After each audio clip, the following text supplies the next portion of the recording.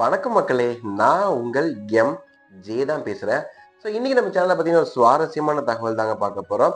So இந்த video நீ make பண்ணி போடுன்னு சொல்லி நம்ம சப்ஸ்கிரைபர்ஸ் கேட்டுக்கிட்டதுனாலே பார்த்தீங்கன்னா, இந்த வீடியோ நான் மேக் பண்ணி போட்டுட்டு இருக்கேன். கண்டிப்பா இந்த வீடியோ நீங்க ஸ்கிப் பண்ணாம பாருங்க. உங்களுக்கு வெறித்தனமான இன்ஃபர்மேஷன் காத்துக்கிட்டு இருக்கு.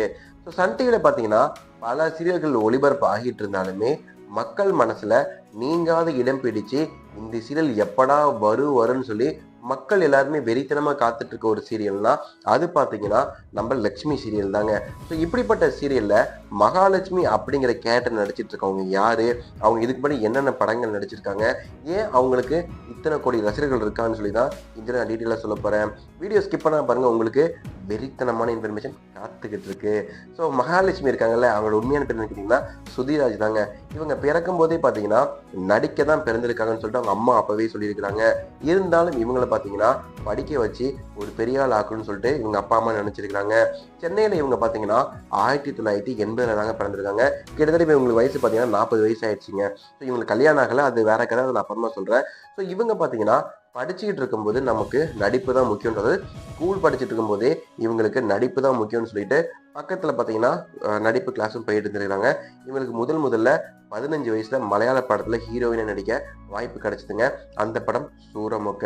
ஸோ அதுக்கடுத்து பார்த்தீங்கன்னா தொடர்ந்து இவங்களுக்கு நம்ம சிஎம் விஜய் இருக்கார்ல, அவர் முதலாக நடித்த மாண்புமிகு மாணவன் அப்படிங்கிற படத்துலையுமே இவங்க ஒரு சின்ன கேரக்டர் நடிச்சிருப்பாங்க. அதுக்கடுத்து ஒரு சில படங்கள் நடிச்சிருந்தாலுமே இவங்களுக்கு பட வாய்ப்பு பெருசாக அமையலை. இருந்தாலும் இவங்க நடிக்கிற படமும் சூரமொக்க ஆனிச்சு. இதனால மனம் உடைஞ்சு ஸ்ருதிராஜ் பார்த்தீங்கன்னா நம்ம இதுக்கு மேலே படத்தை நடிச்சா வேஸ்ட் ஆயிடும்னு சொல்லிட்டு நாடகத்து சைடு வந்தாங்க. ஒரு சில நாடகங்கள்ல சைடு கேரக்டர் நடிச்சிருந்தாங்க. இருந்தாலும் விஜய் டிவியில் பார்த்தீங்கன்னா கிட்டத்தட்ட 10 வருஷம் ஒளிபரப்பான ஆஃபீஸ் அப்படிங்கிற சீரியல் நடிச்சு புகழோட உச்சிக்கு போனாங்க. இன்ன வரைக்குமே ஆஃபீஸ் சீரியல் சொன்னா இவங்க ஞாபகம் தாங்க வரும். அந்த அளவுக்கு ஒரு தனித்துவமான நடிப்பை சுதிராஜ் கொடுத்துருப்பாங்க.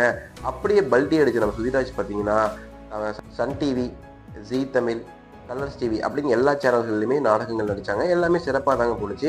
ஸோ இவங்களுக்கு பேரும் புகழும் வாங்கி கொடுத்த ஒரு சீரியல்னா சன் டிவியில் ஒளிபரப்பான அழகு சீரியல் தாங்க. ஸோ இவங்களும் ரேவதி அவங்க காம்பினேஷனில் வர காட்சிகள் எல்லாருமே சிறப்பாக இருக்குங்க. ஸோ அதனாலே இவங்களை பார்த்தீங்கன்னா புகழோட உச்சிக்கு கொண்டு போன சீரியல்னு அழகுன்னு சொல்லுவாங்க. அதே போல் இப்போ இவங்களை புகழோட உச்சிக்கு கொண்டு போட்டுருக்க சீரியல் லக்ஷ்மி சீரியல் தாங்க. இந்த சீரியலில் இவங்க தாங்க மெயின் லீடு. இவங்களை பார்க்கறதுக்காகவே பல கோடி ரசிகர்கள் இந்த நாடகத்தை பார்த்துட்டு இருக்காங்க.